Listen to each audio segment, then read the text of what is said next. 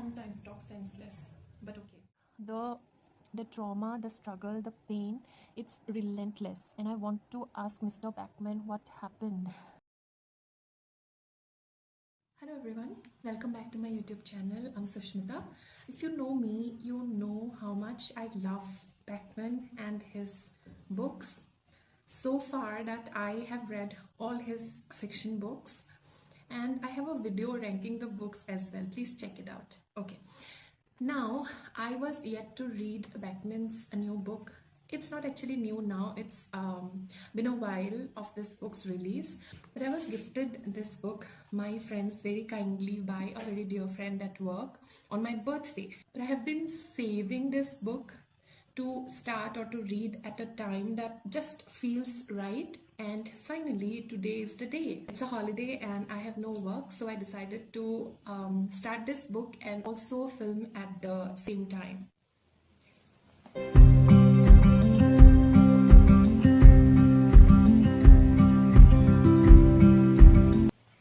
So far, in a single sitting, I have finished 2 chapters of the book, and I can say Backman's charm strikes again, and Backman's sensibility, his kindness shines through the pages. I don't want to get up, but I have to because I have to clean and make lunch. But so far, we are introduced to Louisa, who gets into an art exhibition and she notices the rich adults out there whom she abhors for their obsession with putting a price tag on art. She was abandoned by her mother and she grows up in group homes which were really unsafe, which is indicated by the fact that she sleeps holding screwdrivers in her hands, and she doesn't like people touching her because so far in her 17 years of life she hasn't met any adult whom she could trust. In this world which has been so ruthless to her, she meets a friend who becomes her person and whom she calls Fish. But it is indicated that when Fish turns 18, she had to move out of the group home and she couldn't survive the world and she couldn't survive the sadness inside her, and she succumbed to substance abuse. So far, the attention is focused on a painting in the art exhibition which is called The One of the Sea, and the happiness that Louisa finds looking at that painting. It is described so vividly that how sometimes art can transform people. Sometimes art can give you so much happiness that your soul tries to leap out of your body, of your bones. It was established that Louisa carried with her a single memory of her mother singing her a lullaby when she was young. It was something that she held close to her. It was a reminder of her mother, of a time where she was loved. And later it turns out that this memory was something that her brain just created. It was created from the times when her mother left her in front of a TV with an actress singing a lullaby on the screen. At the very start of this book, it's something that it just oh my god, it just shook me to the core. With just 2 chapters, I am hooked. I am ready to cry my eyes out. I am ready to have my heart broken into a million pieces and then glued together by the love that Backman pours into his stories.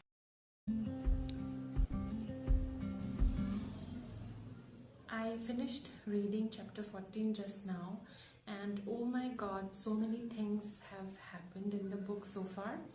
Louisa, who paints a tiny fish beside the painting of the One of the Sea at the art exhibition, gets thrown out of the place, and she gets chased by the security guards, and she collides with her man, who turns out to be the artist of the painting. He appeared as a homeless man, and it took her a while to discover that he is actually the artist who painted the picture which changed her life. Then we get to know that the painting of the sea is not actually a painting of the sea. It's actually the painting of a fishing pier with 3 friends sitting on the pier and laughing, like one of them has cracked a really funny joke or one of them has just farted. Turns out the painting is actually of the artist and two of his friends, Ted and Jor. Now we are taken into the childhood of this 39 years old ailing artist, who it turns out is sick and is dying. These three friends, they come from a very troubled childhood, from a very troubled neighborhood with no stable adult support. Jor comes from a home with an abusive father who leaves bruises all over him, and a mother who is very loving but too weak to fight against his father. Ted comes from a well-to-do family but with a father who is sick, and the artist is the child of divorce. It's so rare and so endearing to see male friendships or male relationships written that way, with so much honesty, with so much intimacy. The artist painted that painting to enter into a competition, and he initially did not get much recognition, but that painting came to be of so much of value because of what followed after, because of that artist's life. The artist had to consolidate all his life's earnings to buy back the same painting that he painted. And while dying, his last wish was that the painting be delivered to Louisa. While reading the exchange between the artist and his friend Ted while the artist is in the hospital, how can something be so visceral? How can something be so heartfelt but so heartbreaking at the same time? There are so many lines that I have underlined, that I have highlighted. There is this one quote which says, "Adults always think they can protect children by stopping them from going to dangerous places. But every teenager knows that's pointless, because the most dangerous place on earth is inside us. Fragile hearts breaking palaces and in dark alleys alike." I'm always fascinated by how anger is expressed or how anger is explored in books, in writings. The same way, I'm also very much interested to see how the writers explore grief. And there's this one paragraph on grief that Backman writes. When the artist dies, his friend Ted, what he goes through, it is explained so beautifully. Let me read it out to you. Ted's chest hurts like crying without oxygen, because grief does so many things to people, and one of those things is that we forget how to breathe. As if the body's first instinct is to grieve itself to death. Soon Ted will stand up and discover that he's forgotten how to walk too. That happens to us all when the love of our life falls asleep for the last time. Because when the soul leaves the body, evidently the last thing it does is tie our shoelaces together. In the weeks following the death, we trip over thin air. It's the soul's fault. And I don't know, oh my God, explain this to me. It's just 14 chapters and I have cried so many times while reading the book. Now Ted, he delivers the painting to Louisa, but Louisa, being a homeless person, she has nowhere to keep that world famous painting which is worth so much, and people won't believe that she was the legitimate owner of that painting. So Louisa asks Ted to help her, and then it turns out Louisa accompanies Ted on his strange journey back to where the story of these three friends started.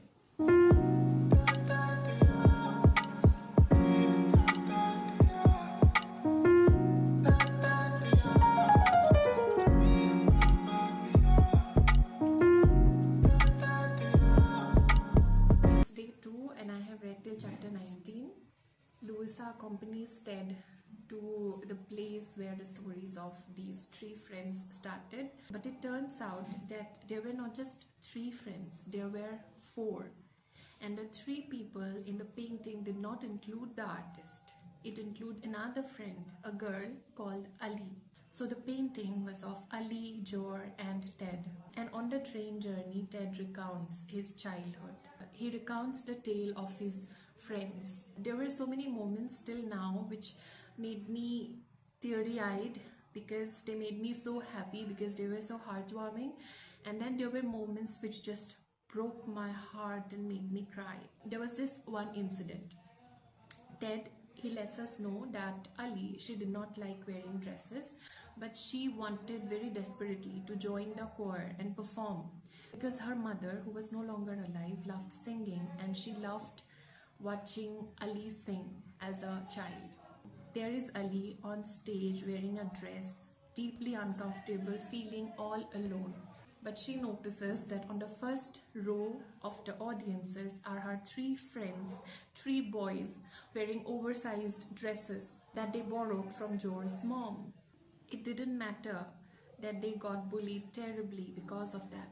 And it just broke my heart to know that Jor's father, when he got to know about it, beat him so much that he had to lay in Ted's bed on his basement because it was too painful to move. Compared to Backman's other books, I feel this book is very dark, but his brilliance is that even in it, he finds moments that shine. He finds moments that feel like a cuddle in a very cold winter night. I am 39 chapters in. It's midnight and my brain just cannot make sense of how dark, how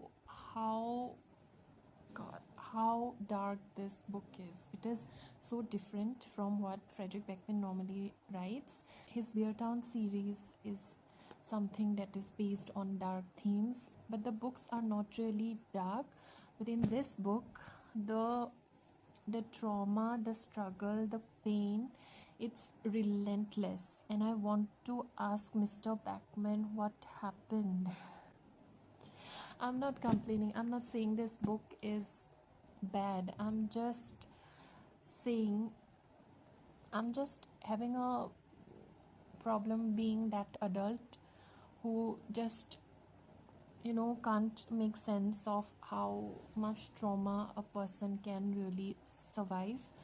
And oh my god, but you should read how Backman writes of the happy moments in the mud of all this chaos.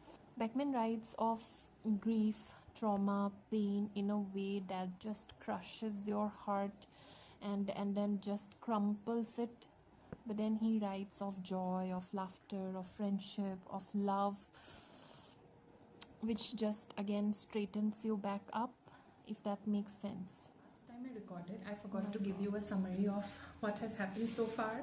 Okay, let me first say that I do not know what to do when making a reading vlog. I'm reading the book, giving you a summary of it, what has happened, and also giving you a peep into what I am feeling reading the book.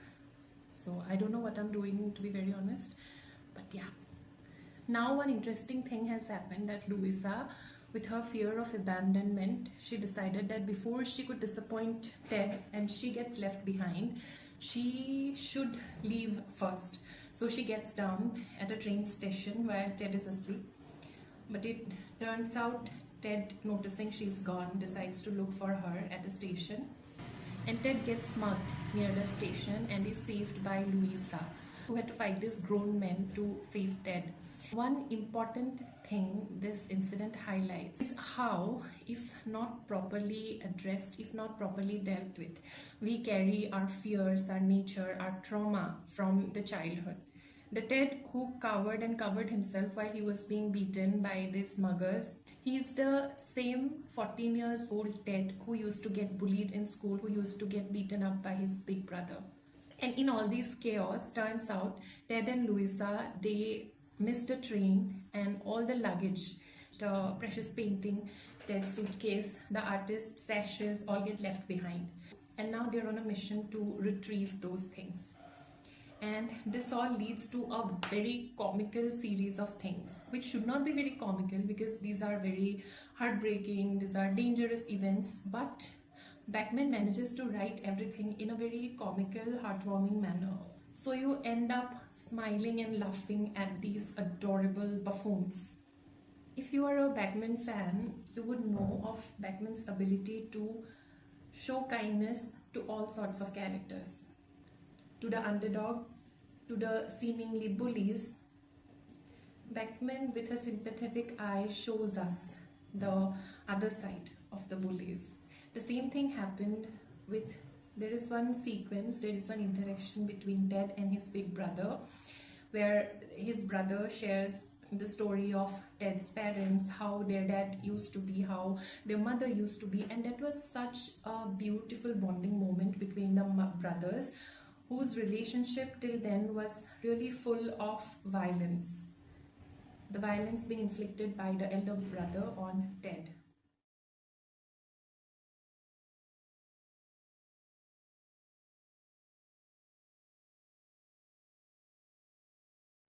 I have finally finished reading this book, and after taking you through all this spoiler-filled summary, my reactions throughout the book, now weirdly enough, at the last chapters, I do not want to tell you what happens. So far we know that Louisa was traveling with Ted on a train to the place where the childhood of this artist and his friends happened. The place which gave birth to that beautiful picture that changed Louisa's life and gave her life some sort of purpose. What happened to the friends? Did all of them survive? If not, who did not survive? What happened to them? What did they grow up to be? Do they overcome their trauma? How do they deal with it? Everything comes to a well tied up conclusion. But I do not want to do the disservice of revealing the ending, so that if by chance anyone is watching this video without reading the book, their reading experience of the book is not spoiled.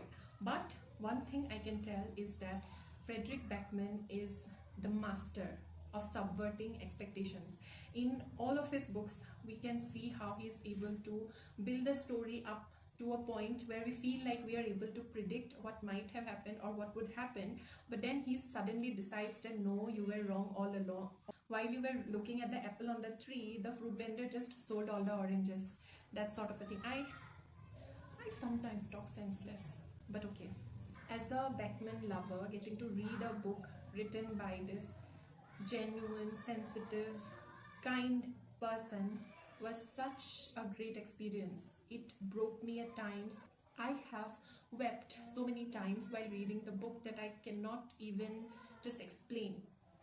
But I also cannot explain the joy some moments, some situations in the book brought me. My soul was about to leap out of my body with so much of happiness, with so much of joy. Backman is kind, so very kind. He humanizes all the characters, even the villains, even the bullies. So even if you do not stand with the bully, even if you want to be against the bully, you understand the bully or you understand the enemy. The relationship dynamics between few people were so heartfelt. Ed and his brother's relationship was initially filled with violence, but then they had these redeeming moments of intimacy, of genuine conversation, of this sibling bonding. A few kind words from a person can change the entire destiny of a person. Backman writes it so effectively in this story. The relationship between Huar, it turns out I've been pronouncing his name wrong. It's not Joar or Jor, it's Huar, because I heard an YouTuber pronounce his name that way. So yeah, the relationship between him and his mother, it is so sweet. This woman who is stuck in an abusive marriage finds joy, finds beauty in the love with her son, with her teenage son. How gentle they are with each other, how kind they are with each other, even after all the violence around them. That just was something else. There was one moment which gave me so much rage. It got me crying out loud with rage. So there was this part where the friends, they find an injured bird, and Hor decides that he will take the bird home to his mother because his mother is expert at keeping things alive. So he thought that maybe she would know how to keep the bird alive. But turns out that the mother was also as inexperienced as the kids or as the teenagers. But Hor was so happy with the bird that he puts in a box. These moments of him with his mother, where they have found joy, where they have found happiness. And his abusive father, he returns home from work and he sees the joy, the laughter, the happiness in these two people, and he gets angry, he gets enraged, and he wanted to snub out the laughter, the joy of these two people, especially of Hor. At that moment, I do not know what happened to me. I would have raised hands. I do not care if Hor's dad would have been like the great Kali. I would have raised hands, which is not something Fredrick Backman would recommend, but yeah. It is so cruel. It is so cruel. A parent, a father who is supposed to protect you, who is supposed to make you feel safe, make you feel loved, decides to just snatch away little bits of happiness that you managed to find. Oh my God.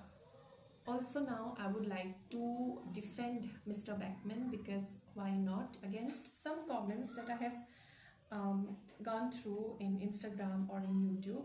One was that this Beckman writes that Louisa is very good at running, and she says that adults are not very good at running. And the criticism was that Louisa has grown up in care homes, and the criticism was that Louisa has grown up in group homes and she probably didn't get to eat much, so she won't be able to run faster than a well-nourished adult. But let's consider this thing. If you are running to save your life, oh my God, you can run like hell. If you are running your whole life away from situations, away from danger, away from people, then you can run fast. While the adults who become complacent cannot do so. Someone running for leisure, for activity, cannot outrun someone running for their life.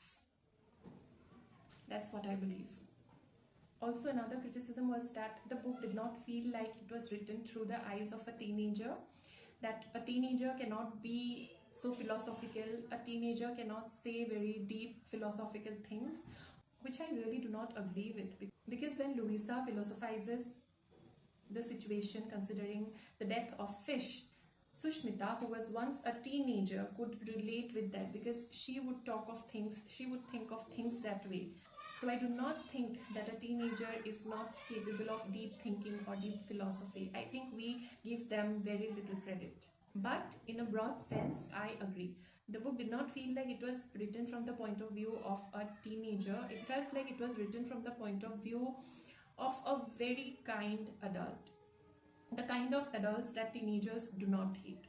The kind of adults that teenagers love to talk to. The kind of adults that teenagers consider friends. So yeah, Beckman lends a very sympathetic lens to the story of these four boys who come from very difficult childhood, but amidst all the chaos, amidst all the pain, the struggle, they find moments of joy, of laughter. And sometimes in life, one is lucky to have such moments. And finally, I would like to rate this book 4 stars. Thank you so much for watching my video till now. Like my video, share it among your friends, and if you haven't yet, which I am sure you haven't, please subscribe. Bye.